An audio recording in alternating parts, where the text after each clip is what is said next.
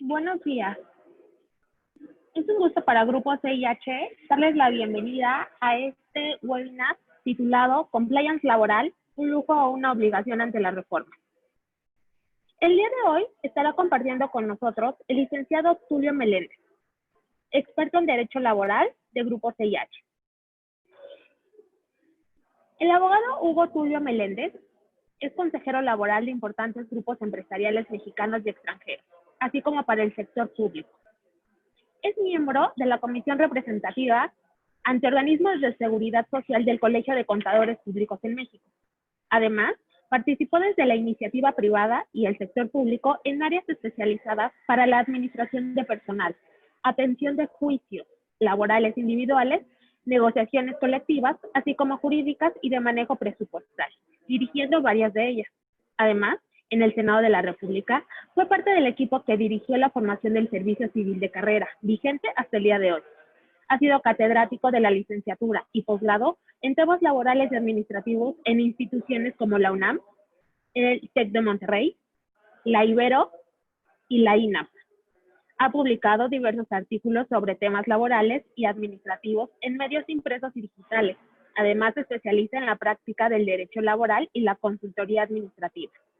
Es para nosotros un gusto presentar al licenciado Tulio Meléndez en el webinar Compliance Laboral, un lujo o una obligación ante la reforma, de parte de Grupo CIH. Bienvenidos. Te doy la palabra, licenciado. Hola, buenos días. Buenos días a todos y muchas gracias por escucharnos. Muchas gracias a Grupo CIH por esta invitación. Pues será un gusto platicar con ustedes sobre el tema de compliance, un lujo o una obligación ante las reformas. Yo comenzaré diciendo, pues, ¿qué es el compliance? Porque hemos oído hablar del compliance por muchos lugares, pero pues no sé si todos sepamos qué es el compliance. Yo, pues creo que es un tema muy importante porque cada vez las autoridades con facultades de fiscalización se vuelven pues más, vamos a decir, profesionales, tienen más elementos para las revisiones, están mejor capacitadas, tienen herramientas tecnológicas que los ayudan a realizar este trabajo y cada vez más tenemos que estar en orden. Yo siempre he dicho que no basta con tener las cosas en orden, sino hay que tener documentos que lo comprueben. Entonces, el compliance corporativo, que es el que nos aplica en este momento porque estamos hablando de empresas, pues es un conjunto de procedimientos o de buenas prácticas. Esto es muy importante, de buenas prácticas, ¿no? No solamente seguir procedimientos, también hacer buenas prácticas. ¿Para qué? Para identificar riesgos. A esto nos lleva el compliance, a identificar riesgos. ¿Riesgos sobre qué? Riesgos sobre nuestra aplicación de la legislación laboral, riesgos sobre nuestra aplicación de la legislación fiscal y en general sobre cada una de las actividades que la empresa desarrolle, dependiendo de las actividades que se enfoque. Pero no nada más es identificar los riesgos, es identificarlos y hacer algo para corregirlos.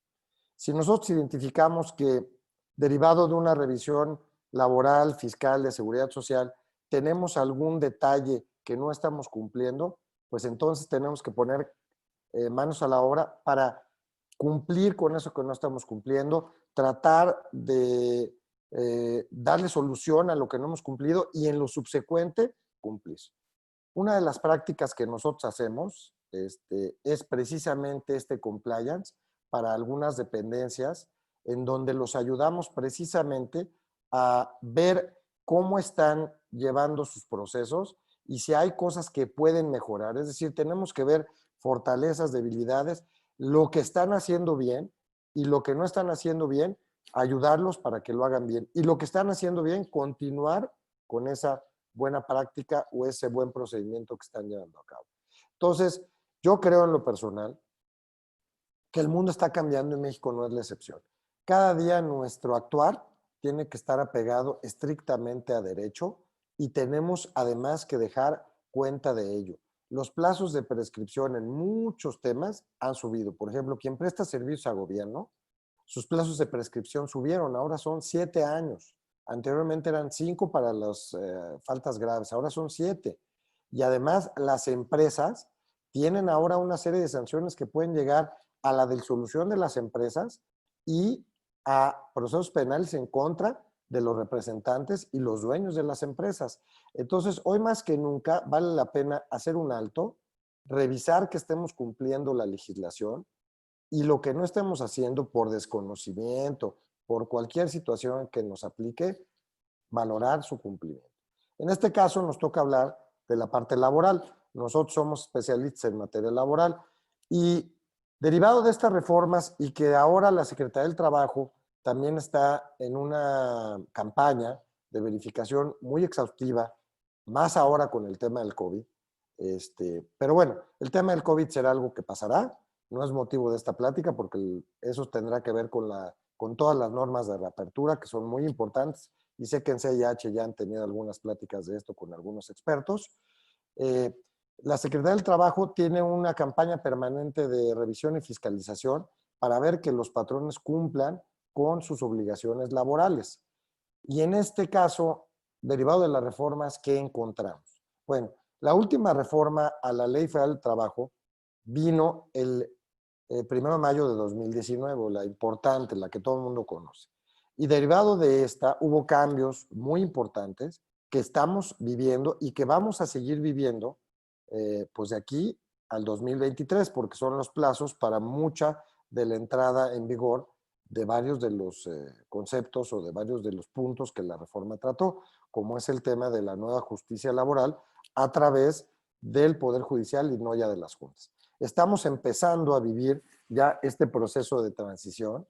Algunos estados están próximos a abrir ya sus juzgados laborales y van a convivir las juntas de conciliación en los juzgados laborales un tiempo para posteriormente solamente existir estos juzgados laborales. Están empezando a darse los primeros pasos ya para la apertura del Centro Federal de Conciliación.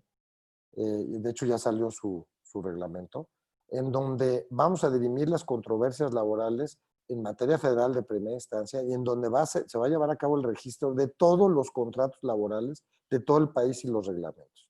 Entonces, los cambios son importantes, pero también como patrones, nosotros tenemos que tomar varios temas de esta reforma para aplicarlos en nuestra empresa.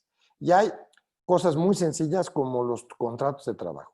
Los contratos de trabajo, a raíz de la reforma del 2019, tienen que tener cambios.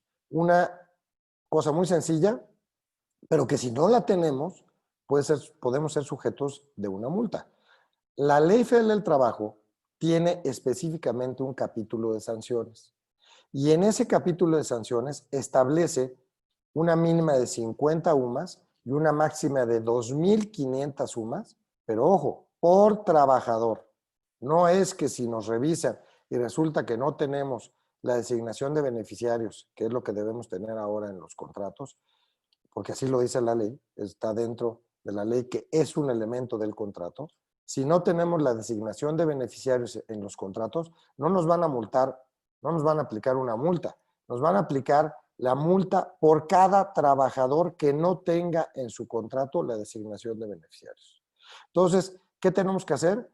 No tenemos que volver a firmar los contratos, tenemos que actualizarlos y tendremos que irlos actualizando conforme las reformas nos obliguen a incorporar datos a los contratos. En el 2012 también nos obligaron a incorporar otros datos.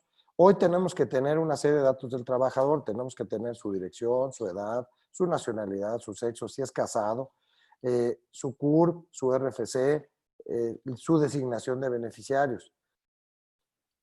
De manera personal les digo que la designación de beneficiarios es una buena intención, creo que fue una buena intención de las autoridades establecerla, pero que no nos va a resolver cuando un trabajador fallezca el tema de designar a sus beneficiarios. Porque eso tiene que ver con un tema complejo en donde puede haber varias personas que digan tener derecho a esta situación, más allá de que el trabajador haya designado, pues por ejemplo, a su vecino, ¿no? Si él designó a su vecino porque le cayó muy bien, él quiso dejarle el producto de su trabajo a su vecino una vez fallecido, pues esto no va a proceder porque la ley establece quiénes son quienes tienen derecho a los productos del trabajo de forma inmediata. Entonces, es una buena, vamos a decir, es una buena intención de la autoridad. Tiene que ser una práctica incorporarla a los contratos, porque más allá de que tenga una utilidad, no la tenga, es una obligación. La ley nos establece obligación y lo tenemos que incorporar. Otro tema que es importante es que todos los patrones, desde el 2 de mayo del 2019, tuvieron que haber empezado a trabajar en un protocolo para la no discriminación y evitar el trabajo forzoso e infantil. Tiene un nombre muy largo, pero yo lo resumo así. Yo, de lo que he visto en diferentes empresas que hemos ido a revisar, ningún patrón lo tiene, ¿no? Eso también es una obligación que deben de tener. Tienen que tener instalada ya o aplicada su norma 35. Me estoy refiriendo a los documentos y a estas obligaciones de manera muy coloquial, porque pues no viene el caso que yo les haga una reseña de documentos larguísimos, sino que sea una charla amena que podamos entender y llevarnos algo de utilidad a esta charla. Entonces, la norma 35, la famosa norma 35, esta del estrés y de los daños psicosociales, bueno, esta norma debimos ya haberla aplicado, ya debimos haber aplicado la primera evaluación, que es para identificar riesgos psicosociales, y debimos haber ya también trabajado en una política de riesgos psicosociales. Todo esto ya debemos haberlo tenido, ya lo debimos haber trabajado. Y aquí vienen precisamente los temas de compliance. Si ustedes no lo han trabajado, si ustedes hoy, escuchando esto, se dan cuenta que estos documentos no los tienen, pues tienen que hacer un alto en el camino y tienen que hacerlos, porque si por definición de la Secretaría del Trabajo, por un tema de que insacularon, ustedes fueron, sortearon, o como ellos determinen quién sale ¿cómo se llama? ¿Quién va a ser verificado? Pues los revisan, o por una queja de algún trabajador, también los revisan a través de una inspección extraordinaria, pues entonces no van a tener estos documentos y van a tener un serio problema, ¿no? Otros elementos que deben de tener y que me doy cuenta que las empresas pocas veces cumplen son sus comisiones mixtas. La ley nos establece que debemos de tener comisiones mixtas para el reparto del PTU. Y aquí viene un tema muy extenso, porque el PTU, la participación de los trabajadores en las utilidades de las empresas, es un tema muy importante. La gente a veces cree que porque no tuve utilidades, no debo de hacer una comisión. O porque tengo un director general que no tiene derecho a utilidades, no tengo que hacer una comisión. A ver, la ley establece ciertas excepciones para no repartir utilidades. Nos dice, en tales casos, por ejemplo, cuando la empresa es nueva, cuando tiene un ingreso menor a lo que establece un reglamento específico para ese tema, cuando tiene un trabajador, en este caso los directores generales están exentos del reparto de utilidades, pero el director general es uno, ojo, porque muchas veces creen que porque le llaman director general al de finanzas, al de recursos humanos, al de jurídico, al de transportes, todos ellos no tienen derecho a utilidades, no. La ley exenta del reparto de utilidades a uno, y es el director general, el más general. Si a los demás también les llaman directores generales, es otro tema. La ley solamente excluye a uno. Vamos a suponer que ustedes tienen solamente uno. Pues tienen que hacer su comisión, tienen que llevar a cabo los procesos que les marca la ley, que es entregarle la declaración de impuestos dentro de los tiempos que la ley les dice, y tienen que hacer su comisión, y tienen que hacer su determinación, y tienen que hacer su publicación. Todo eso lo tienen que hacer dentro de los tiempos que la ley les establece. Aunque sean una empresa nueva, aunque sean una empresa que no tuvo utilidades, no importa, tienen que hacer su comisión, porque van a llegar y les van a decir, tu comisión, no hice comisión porque no tuve utilidades, mira, aquí está mi declaración de impuestos y yo salí en ceros, no tuve utilidad, de hecho tuve pérdida. Pues no importa, aunque hayas tenido pérdidas o hayas tenido ganancias, tú debiste haber hecho tu comisión y tuviste que haber llevado tu procedimiento en donde la comisión determinara que efectivamente no tuviste utilidades. ¿Y por qué? Porque precisamente ese órgano colegiado se establece para que los trabajadores tengan opinión con base en la declaración de impuestos. Es decir, que los trabajadores revisen la declaración de impuestos. Si no, no tendría sentido esta comisión. Entonces, el tema de las comisiones es muy importante. ¿Qué otra comisión tenemos también con un carácter fundamental y que ahorita está más de moda que nunca? La Comisión de Seguridad, Higiene y Medio Ambiente en el Trabajo. Esta es una comisión que además es viva. Mucha gente se quedó con la idea de hace muchos años que hacíamos en papel una acta de comisión y la guardábamos, ¿no? Hay gente que se quedó con la idea además que las comisiones se registraban. Ninguna de las comisiones que habla la ley, que son 5, se registra. Solamente existe la obligación de tenerlas para que cuando seamos verificados, las exhibamos.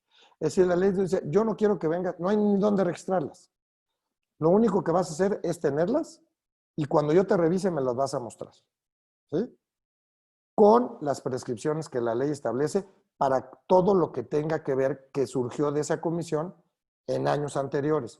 Pero las actas de instalación, esas no prescriben, esas hay que guardarlas aunque tengan 30 años, porque la autoridad nos dice cuándo la instalaste. La ley o las normas oficiales te establecen los tiempos para instalar las comisiones. ¿Dónde está tu comisión? La debiste haber instalado hace 20 años o hace 5 años. Bueno, ahí está, ¿no? Todo lo que, acuérdense que en materia laboral, casi todo prescribe en un año. Entonces, claro, lo que va haciendo la comisión tiene una prescripción de un año, pero la comisión como tal no prescribe. Esa hay que mantenerla. La Comisión de Seguridad, Higiene y Medio Ambiente en el Trabajo tiene que constituirse. Tiene que constituirse dependiendo del número de trabajadores que tengan, si tienen más de 15 o menos de 15. Tiene que tener recorridos, cuando menos 4 al año. Tiene que tener un programa de recorridos.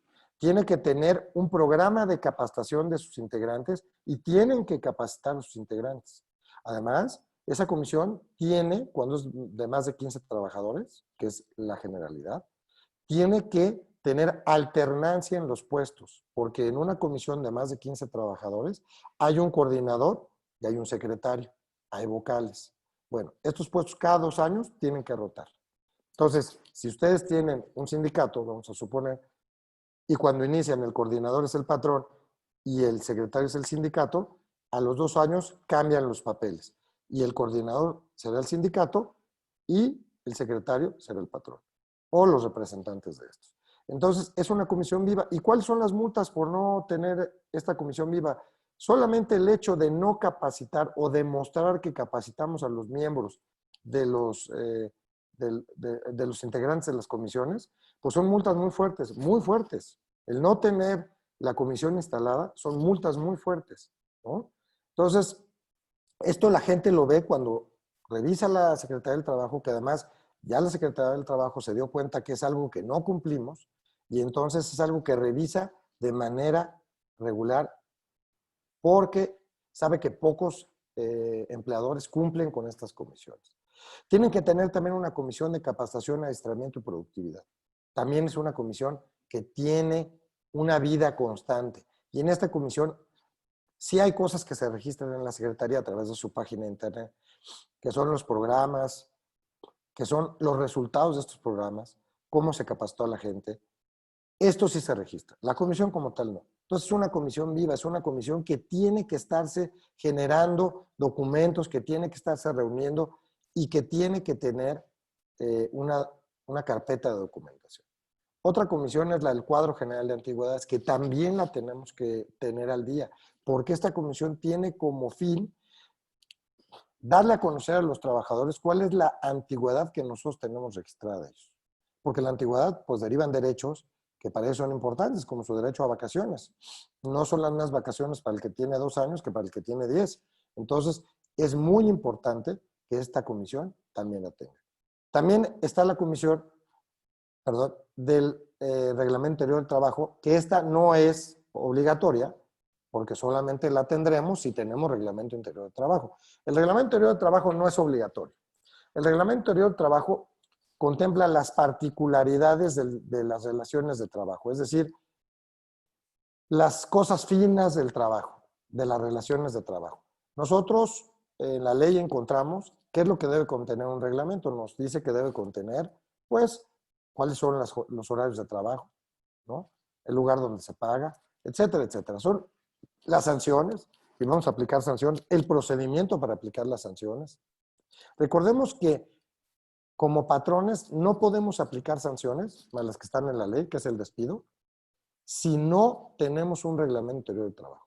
El reglamento interior de trabajo es el documento del cual pueden surgir sanciones diversas a la ley. Si nosotros queremos descontar días, descontar retardos, suspender a los trabajadores hasta por un máximo de 8 días, la ley no nos permite más, esto solamente lo podemos hacer a través del reglamento interior de trabajo. Y cada una de las empresas tiene las situaciones que más les preocupan. Yo les platico siempre, cuando he tenido la oportunidad de estar en foros así a mis alumnos, que una cosa muy particular que nos ha pasado a nosotros, tenemos un cliente que se dedican a los temas de muebles y gran parte de las situaciones no permitidas o reguladas a través del reglamento de trabajo es el uso del baño.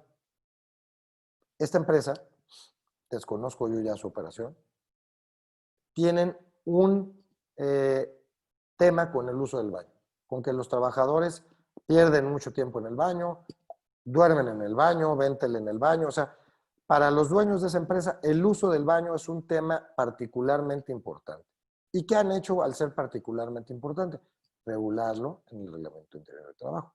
Se reguló el uso del baño, se reguló pues una serie de cosas que para ellos son importantes y que en caso de no cumplirlas los trabajadores, pues van a ser sancionados, ¿no? Entonces, si ustedes en sus empresas tienen alguna situación que para ustedes es importante regular, pues tiene que ser a través de este documento. Pero para que este documento tenga valor, pues tiene que ser hecho de común acuerdo entre el patrón y los trabajadores o a través de su sindicato y depositado ante las autoridades laborales. Sin alguno de estos dos elementos, sin que haya sido de común acuerdo o no haya sido depositado ante las autoridades laborales, pierde valor, no tiene valor. Lo que ahí diga, está bien, es algo referencial, pero no es algo que pueda tener un valor jurídico. Estas comisiones, como les digo, son muy importantes y lo que yo me he dado cuenta es que pocos empleadores las cumplen al 100%. Hay toda una reglamentación del trabajo de los menores de edad, que de hecho hubo modificaciones al tema del trabajo de los menores de edad y ahora subió la edad, ¿no? Está muy regulado el tema de aquellos que están entre 18 y 15 años.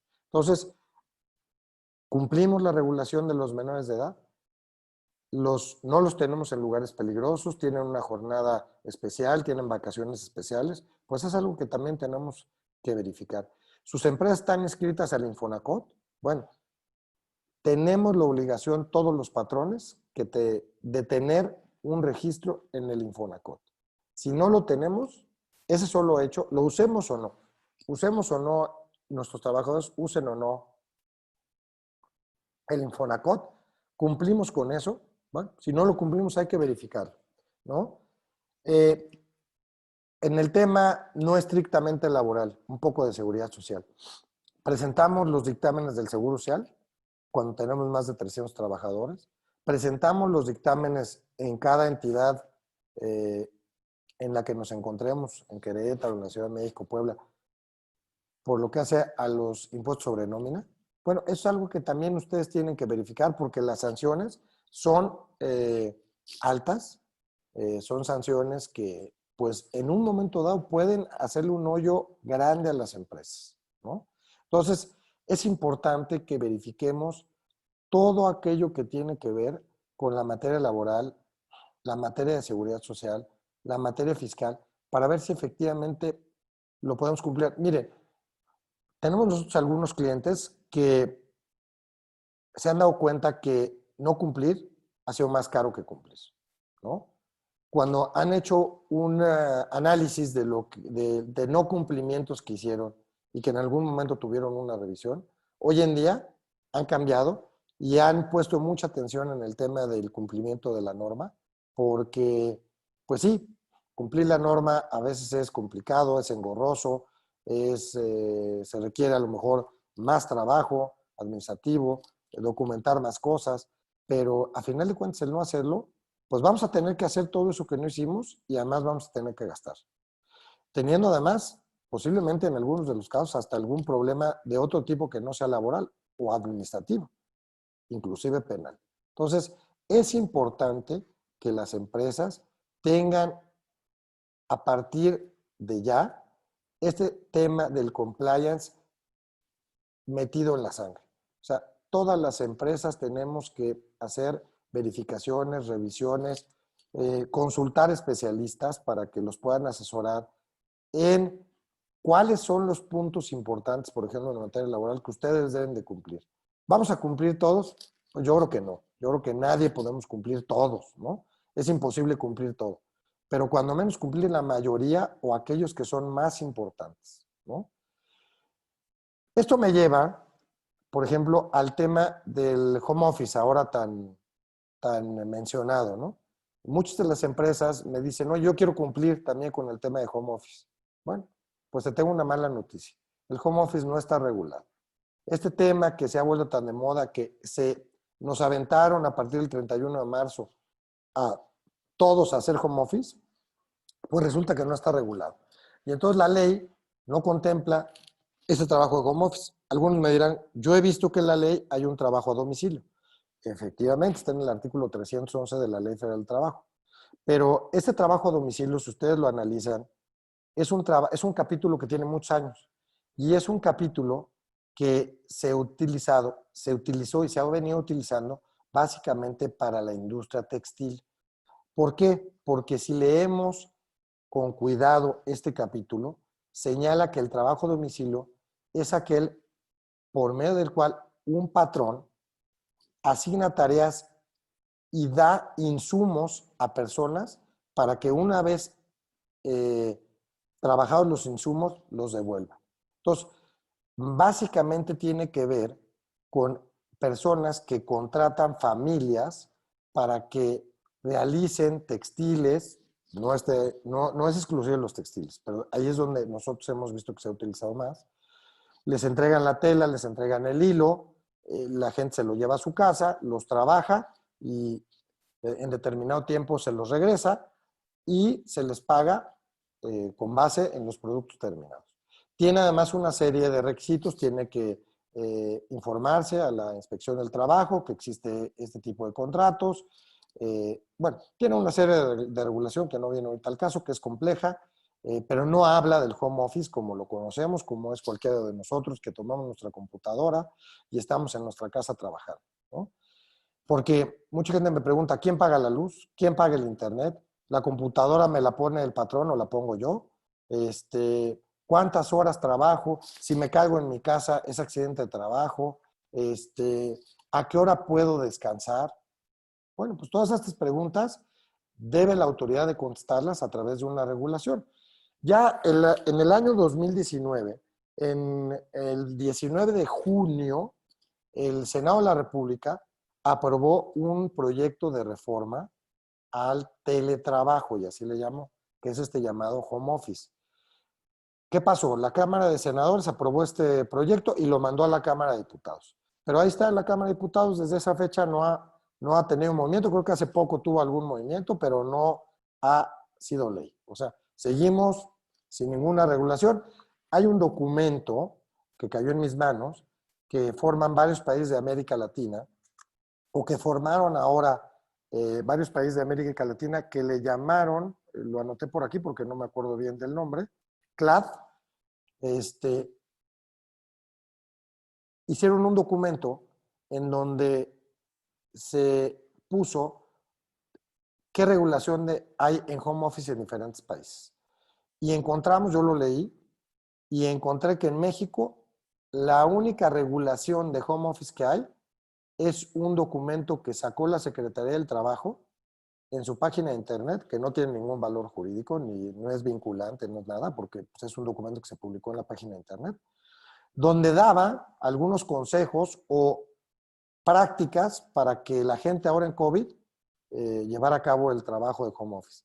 Pero no hay regulación absoluta y el gobierno de México lo declaró en este documento que les digo, o sea, no es algo que yo invente, está ahí. Y venía, por ejemplo, Argentina, venía Colombia, venían otros países donde claramente hay una ley, está dentro de un capítulo de la ley del trabajo, hay un decreto, o sea, hay algo que establece formalidad a la forma en la que se lleva el trabajo en casa.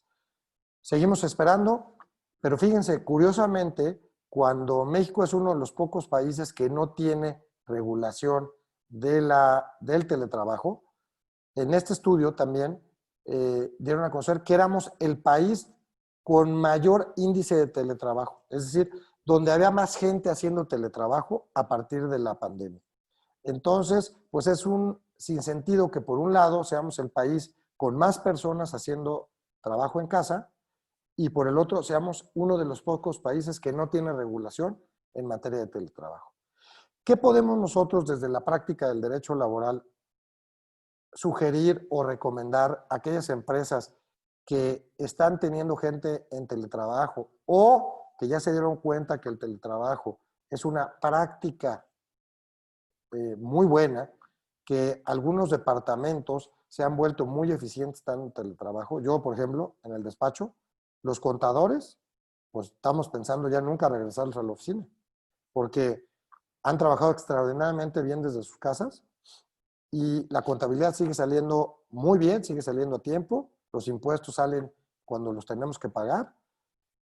¿Qué caso tiene ocupar luz, computadoras, agua de los baños, metros cuadrados para contadores? Pues tal vez es una decisión que estamos tomando, ya no los vamos a regresar.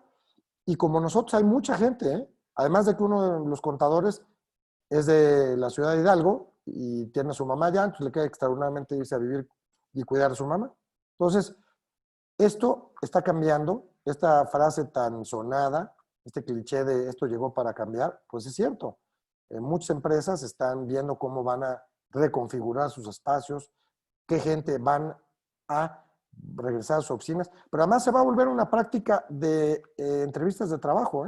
Cuando hay entrevistas de trabajo, algunas posiciones serán para trabajo en casa. ¿Y cómo vamos a negociar con la gente las condiciones de trabajo? Lo que nosotros hemos estado haciendo con algunos clientes es elaborar un adendo al contrato de trabajo que ya tienen para establecer reglas, ¿no? Establecer si nosotros ponemos qué y ellos ponen qué, ¿no? Por ejemplo, podré yo darles una ayuda a lo mejor para el pago de la luz o no les daré nada. Podré darles el internet o no darles nada. Podré darles la computadora, podré mandarles los muebles de la oficina a su casa para que tengan un lugar acorde a su trabajo y no estén trabajando en la sala de su casa. A lo mejor le mandaré los muebles, le instalaré un lugar acondicionado yo. Tendré que establecer un horario y en otros países existe ya la llamada desconexión digital, en Francia y España, que tiene que ver con este trabajo en casa, cuando la gente puede desconectarse, porque nos hemos dado cuenta que en el trabajo en casa también se vuelven muy largas las jornadas y a veces trabajamos más que estando en la oficina. Entonces, es importante que a la gente que tenemos hoy en home office, si esto va a durar, que yo creo que no va a terminar antes del enero, febrero del año que viene, y mucha gente seguirá en home office, es importante regularlo. No tenemos los elementos legales para hacerlo, pero tenemos los elementos formales nosotros para hacerlo, que es a través de un adendo, establecer reglas claras, establecer, por ejemplo, la protección de los datos, de la seguridad de las comunicaciones, de los correos electrónicos y de las cuestiones que manejemos fuera de la oficina. Hay que regular eso. ¿Cómo lo vamos a hacer? ¿A qué nos obligamos como trabajadores en asegurar que esto que yo tengo con lo que estoy trabajando no lo voy a mandar por equivocación a algún otro correo, no va a estar aquí alguien leyendo mis correos en mi casa?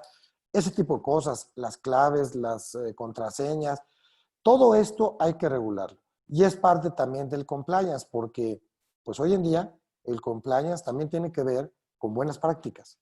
No nada más son procesos que tienen que ver con la ley. La mayoría de las cosas tienen que ver con la ley, cumplir la ley. Pero también tenemos que tener buenas prácticas que nos hagan no tener conflictos. El compliance busca que las empresas tengan menos riesgos, que identifiquen sus riesgos y tengan menos conflictos. Entonces, también será compliance buscar incidencias o temas que nos pueden pegar en materia laboral. Pues también, eso también tiene que ser parte de nuestro análisis, de nuestra vigilancia y de poner cartas en el asunto. El tema de la norma 35, por eso precisamente este es un tema de compliance puro. Tenemos que identificar a aquellas personas que han tenido un evento traumático, que es lo que tenemos hasta el día de hoy, es la única prueba que tenemos hasta el día de hoy de aplicación, y canalizarla a los servicios médicos públicos o a los servicios médicos particulares o privados que nosotros determinemos. Y miren, aprovechando el foro, voy a comentarles algo. En el tema de la norma 35 hay un gran desconocimiento. Yo tristemente he visto que hay despachos que están abusando de la gente para decirles que la aplicación de la norma 35 tiene que ver con análisis. A mí me han llegado a mi correo empresas que me ofrecen hacerme análisis a mí y a mis trabajadores como parte de la norma 35, psicólogos, estudios de gabinete. Bueno, todo esto no dice la norma 35. La norma 35 sin duda es una norma compleja, difícil de leer por tanta información que pusieron. Pero al final se vuelve una norma muy simple. Es una norma que busca. Es una norma que busca que nosotros, patrones, establezcamos una política para identificar a las personas que tengan un evento traumático, que tengan algún evento en donde haya un acoso laboral, no sexual, laboral, son dos cosas diferentes. Un acoso laboral, un evento que esté generando una situación pues de enojo o incómoda en el trabajo, alguien que tenga algún problema psicológico por algún evento traumático. ¿Y a qué nos obligamos? Nos obligamos a establecer mecanismos de evaluación para identificar. Nos obligamos a establecer un canal de comunicación con los trabajadores para que nos hagan llegar sus quejas, ¿no? Y tomemos esas quejas, ¿y cuál es nuestra obligación? Tenemos dos. Derivarlos en el seguro social, para eso pagamos un seguro social. Hay empresas muy grandes que a lo mejor tienen médicos privados o servicios de salud privados, bueno, puede ser a ese también, pero si no, a canalizarlos a los médicos del seguro social, a canalizarlos al seguro social. Nosotros no somos médicos, ninguno de nosotros somos médicos. Nosotros no podemos decir si el señor tiene que ir con un psiquiatra o un psicólogo o un médico general. Eso solamente lo puede determinar un médico. Entonces, nuestra obligación es canalizarlos a los servicios de salud y que los médicos sean quienes determinen cuál es el médico que lo debe valorar y el tratamiento que en su caso tenga que darse. Porque puede ser un tratamiento de un psicólogo que no medica o un tratamiento de un psiquiatra que es médico y medica. Entonces, o ninguno de los dos. A lo mejor es un tema que no requiere ni siquiera la intervención de un médico. Esa es la obligación del patrón. Y la otra obligación del patrón es decir qué va a hacer. Si nosotros a través de las evaluaciones determinamos o vemos que hay elementos, según una tabla que viene ahí en la propia norma, hay un índice, y salimos en una calificación que determine que tenemos que generar un programa para establecer mejoras en lo que haya salido mal, un ambiente adverso de trabajo, gente con algún problema, entonces tendremos que plantear acciones y la norma, por eso es tan larga, nos establece una serie de acciones que nos propone, porque no es lo mismo establecer acciones para una empresa de choferes de tráiler que para una empresa de profesionales de la salud. Cada una tendrá sus reglas, tendrá sus particularidades en la relación. No es lo mismo establecer a lo mejor un programa para generar un mejor ambiente de trabajo en una fábrica que en un trabajo a lo mejor de oficina, ¿no? Entonces, por eso la norma da un sinfín de haz cursos, haz programas de integración, pero no tenemos que hacer eso, tenemos que hacer lo que a nosotros nos genere mejor empatía, nos genere un mejor resultado. Podemos tomar esas, podemos tomar otras. A lo mejor decidimos que para nosotros está muy bien irnos todos en un viaje en globo y hacer una comida arriba del globo, pues lo vamos a poner, nada más hay que cumplirlo. Entonces, esas son las obligaciones del patrón, pero ni es medicar, ni es hacer exámenes de sangre, ni es ponerles un psicólogo. La obligación es detectar, que es parte de lo que hacemos de compliance, detectar, establecer mecanismos de detección, por eso nos pide un canal de comunicación y brindar soluciones. ¿Qué pasa? Me preguntan mucho, con un acoso laboral, y repito, laboral. Bueno, el acoso laboral puede darse a lo mejor de un jefe a un subalterno que lo está acosando, o entre dos personas también, que no sean necesariamente jefe y subalterno. Y el acoso laboral puede llegar a muchas cosas. El acoso laboral puede llegar a ser un tema laboral, o puede llegar a ser un tema administrativo, o puede llegar a ser un tema penal, ¿no? Pero nosotros como patrones, ¿qué vamos a hacer? Nosotros como patrones solamente vamos a aplicar sanciones laborales.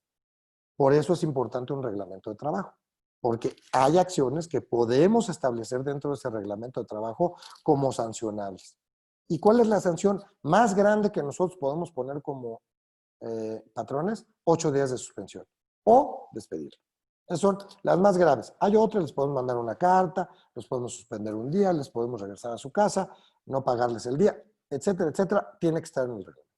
Pero ¿qué pasa cuando esa acción se vuelve un tema administrativo o un tema penal? Bueno, nosotros como patrones no podemos resolverlo. Tendremos entonces que establecer un mecanismo para orientar a los trabajadores para que presenten las denuncias correspondientes. En el tema, y no es de norma 35, tenemos un protocolo para evitar el trabajo infantil, el acoso sexual, bueno, un protocolo donde también tenemos que establecer un mecanismo. Bueno, pues si hay un acoso sexual, eso es un tema penal. Nosotros lo tomaremos, aplicaremos las sanciones laborales que correspondan, a lo mejor es el despido de quien haya acosado. Es increíble que en esta época siga existiendo eso, ¿no? Acosar a una persona, a una mujer, un hombre, es algo pues, que no debe suceder, ¿no? Pero si llega a pasar, pues nosotros como patrones tendremos que tomar las medidas necesarias laborales y tendremos que encaminar a los trabajadores a que presenten las denuncias correspondientes, porque ustedes no son Ministerio Público. Esto es parte del compliance, es establecer también los límites de la actuación de los patrones. ¿Hasta dónde podemos llegar? Los patrones podemos llegar hasta donde la ley laboral nos permite.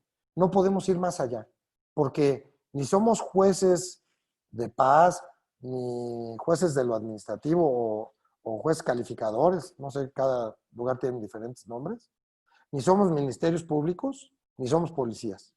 Nosotros podemos llegar hasta donde nuestra legislación laboral y nuestro reglamento de trabajo, en caso de tenerlo, no lo permita.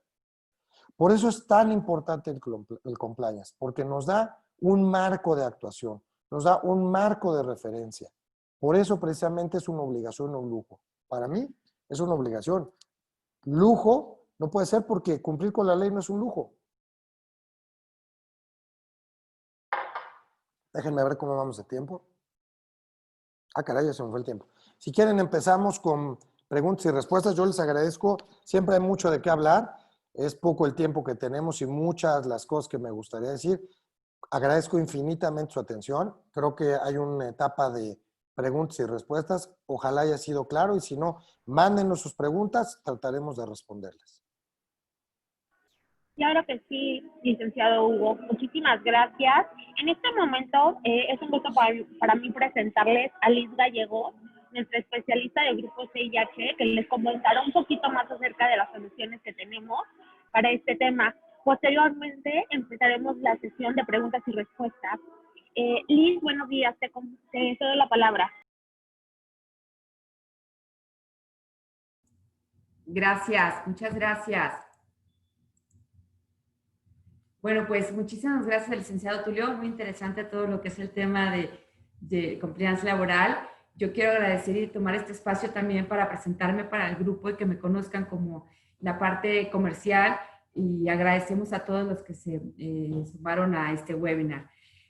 Pues para mí es un gusto poder tener este espacio y hablarles de lo que es la importancia de poder informar de todos los cambios que estamos teniendo en todo lo que es la nueva normalidad. Y pues la visión que ha tenido Grupo CIH, aunque no tenía en su FODA un coronavirus, pues teníamos la visión de la sistematización y la tecnología de lo que es la 4.0. Y por ello nosotros como empresa pues hemos evolucionado dejando la antigua administración de recursos humanos a la gestión integrada de talento. Es nuestro Git. Aquí pueden ver en el slide lo que es el ADN de Git, donde podemos acceder a nuestras soluciones de forma individual o a través de un paquete personalizado con nuestros clientes. Este ecosistema pues puede brindarles un alto nivel de automatización que elimina todo lo que es los errores de cálculo en nóminas y otorga beneficios equitativos para los colaboradores y para las empresas. Git es el alma de nuestra empresa, de nuestra organización, y lo podemos presentar en el siguiente slide, si me lo permiten, para que vean paso a paso cada uno de los procesos que conforman nuestra gestión integrada de talento, e inicia con lo que es reclutamiento, que puede ser desde la elaboración de un perfil de puestos a través de todos los procesos que van perfectamente interfazados y conectados paso a paso para poder pasar por la parte de terciarización o maquila de nómina, llegando a la desvinculación del colaborador. Esto es a través del sentido humano, la expertise que tiene como Grupo CIH y la tecnología de Céntrico. Estoy sumamente orgullosa porque esta plataforma llamada Céntrico es marca propia. Y esta tecnología pues es nuestro pilar, es el pilar que está conformado, es un sistema ERP diseñado especialmente para ser muy veraz, muy puntual, con la confiabilidad y la velocidad que nos permita en lo que es la administración del personal. Puedo mencionarles paso a paso cómo se conforma nuestro sistema y que ponemos a disposición de todos nuestros clientes para ser más eficientes en el tema de la administración. Céntrico está conformado por un hardware biométrico, el cual instalamos en los centros de trabajo o dentro de las empresas, que son dispositivos que registran las entradas y las salidas del personal a través del reconocimiento facial, ya sea huella dactilar, y nos permite tener una lectura también del iris. Este sistema está interfazado con nuestra nube, donde puedes tú planificar todo lo que es la parte del recurso humano.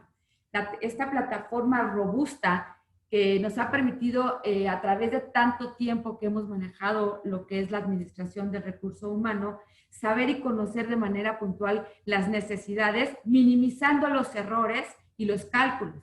Esta plataforma lleva un control donde es ágil y veloz, y podemos ver el tema de la nómina y la prenómina, lo cual está también interconectado con el servicio de seguridad social. Este es un plus también porque muy efectivo el tema de tiempo, nos permite que el Seguro Social conozca cuando estamos efectuando un alta de algún trabajador, y ya evitamos toda la burocracia o todo el trámite, lo que tardaba muchísimo en tiempo y forma para que podamos contar con esas altas de los trabajadores para que puedan ingresar a trabajar. Y aunado a toda esta tecnología de punta, tenemos lo que es la Total Interaction Platform, que es TIP. Esto es nuestro lanzamiento del 2020-21 para todos nuestros clientes y colaboradores, donde van a poder ingresar a la internet, a la plataforma, perdón, y poder tener las consultas de parte de los colaboradores hacia sus recibos de nómina, hacia solicitar sus vacaciones, sus permisos. Esto permite ser más enfocados a descargar lo que es la parte administrativa a nuestros clientes, al Departamento de Recursos Humanos, dándoles soluciones más rápidas y quitándoles la distracción, ¿no? Pudiendo ser más productivos como empresa. Esto es nuestra marca propia, nuestro sistema RP de nómina, el cual pues ponemos a nuestra disposición a todos nuestros clientes y tendremos ya nosotros, los buscaríamos como grupo, pues buscamos constituirnos como un aliado o un socio estratégico que ayude a incrementar la productividad de las empresas, así como el desarrollo y profesionalismo de su talento, liberando las cargas y la administración del personal y les permita ser más productivos en su core business. Agradecemos muchísimo este espacio que nos han dado como empresa. Nos acercaremos a ustedes, los buscaremos para poder asesorarlos más en tema de recursos humanos y en tema de administración y los servicios que ofrecemos a cada uno de nuestros clientes. Yo agradezco este espacio y pues cedo la palabra al licenciado Hugo Tulio para que pueda aterrizar también todos los temas y dudas que tengan los clientes. Gracias. Muchísimas gracias, Liz. Continuamos. En este momento vamos a iniciar nuestra sesión de preguntas y respuestas. Licenciado Hugo, nos pregunta Pedro, por lo que veo es bastante complejo cumplir con todo lo que indica la LFT y las multas son demasiado altas. ¿Existe alguna lista que nos pudieran compartir o un listado? O sea, lo podemos trabajar y mandárselos a través de CIH con mucho gusto. Digo, no sería todo porque hay una infinidad de cosas pero cuando menos las más importantes, ¿no? Para que ustedes valoren qué cumplir, ¿no? Claro que sí. Verónica Cárdenas pregunta, ¿se puede agregar únicamente un adendo con la designación de beneficiarios? Correcto. Es lo que yo les mencionaba. No cambien sus contratos de trabajo porque imagínense, volver a llamar a la gente para que vuelva a firmar es muy complejo. Pero sí actualicen sus contratos de trabajo. Es momento de que verifiquen si cumplen además con la reforma del 2012. Tienen que tener sus contratos, tienen que tener el nombre, tienen que tener el domicilio del trabajador. Son los datos del trabajador. Tienen que tener el nombre, domicilio, edad, fecha de nacimiento, si es hombre o es mujer, si es soltero o es casado, su CURP, su RFC. Yo le agregaría el correo. Ese no es obligatorio, pero creo que es un buen momento de agregar el correo del trabajador, más ahora que les mandan sus pagos por vía electrónica, y agregar los beneficiarios. También, miren, es muy importante que verifiquen si sus contratos tienen una cláusula para realizar pagos electrónicos. Los pagos electrónicos, para que tengan validez, tienen que ser solicitados por el trabajador, así lo ha establecido la ley. Entonces, tiene que haber un artículo dentro del contrato, un apartado, en donde el trabajador solicite que los pagos que se hagan de sus pagos del salario, etcétera, se paguen a través de vía electrónica. Entonces es momento para actualizarlo. A veces esos contratos ya son muy viejos, son hasta de papelería y tristemente en una revisión va a ser motivo de sanción, ¿no? Y son datos más importantes que sí deben de tener. Entonces lo pueden hacer en un adendo, pueden poner toda esta información que les faltaba y decir que es un adendum al contrato que se firmó en el año 1995 y donde el trabajador actualiza una serie de datos. A lo mejor hasta es momento de actualizar su domicilio, ¿no? Es a través de un adendum. No vuelvan a hacer contratos. Perfecto, muchísimas gracias. Pascual Félix nos pregunta, cuando tienes personal sin dar de alta ante el IMSS, ¿es conveniente tener contrato de trabajo? Bueno, es que personal sin IMSS no es personal, perdón ahí. Trabajador tiene que estar dado en el Seguro Social, salvo los trabajadores domésticos, son los únicos, o del hogar. Yo ahora me hago bolas porque ya les han cambiado el nombre varias veces. Los trabajadores del hogar son los únicos que hasta el día de hoy no es obligatorio darlos en el Seguro Social. Podemos no tener a las personas, a los trabajadores del hogar, que son las personas que trabajan directamente en la casa. La ley establece cuál es la definición de trabajador del hogar. Básicamente, pues son las personas que nos hacen el favor de ayudarnos con toda la limpieza, a lo mejor una persona que esté encargada de lavar los coches, no sé. Esos son los personal del hogar y ellos no estamos obligados aún. Hubo reformas y las reformas dicen que sí debemos darlos de alta en el Seguro Social, pero no ha quedado claro cómo los vamos a dar de alta. De hecho, llevamos 2 reformas en materia de los trabajadores del hogar. En el 1 de mayo del 2019 se modificó la ley para establecer la obligación de incorporarlos y posteriormente salió una segunda reforma solamente al capítulo de personas de trabajadores del hogar que no tiene vigencia. Una cosa muy rara. El decreto no tiene vigencia. Yo me imagino que la autoridad lo hizo así porque todavía no sabe bien cómo los van a dar de alta en el Seguro Social y cuando ya los den cuando tenga claro esa parte, pues entonces le dará vigencia. Tan es así que tenemos un programa piloto y varias cosas que no han tenido, al parecer, la respuesta que se esperaba y entonces hoy sigue sin ser obligatorio. Pero todos los demás trabajos que existan sobre la tierra tienen que estar en el Seguro Social. Si no, pues será un trabajo, a lo mejor será una relación profesional por honorarios o otras cosas, pero no será trabajo. Muchísimas gracias, licenciado. María de la Luz te felicita por la presentación y Adriana Martínez te pregunta, ¿para el acoso y hostigamiento sexual entra el compliance? Pues sí, el compliance, como yo les comentaba, es una serie de procesos o buenas prácticas para detectar riesgos y para abatirlos. Y el acoso laboral o sexual, nosotros como patrones ya tenemos sanciones por no actuar cuando somos sabedores de un acoso, ¿no? La ley estableció ya sanciones para los patrones en caso de que, siendo sabedores de alguna situación de este tipo a los trabajadores, no hagamos nada, ¿no? Por eso nos pide la ley ahora que establezcamos canales de comunicación para poder defender. O sea, yo les digo a mis clientes, es que es importante ahora que les digamos a los trabajadores, oye, si tú has sido víctima o eres víctima de un acoso, aquí está donde me tienes que informar, porque si no me informas yo no lo puedo saber.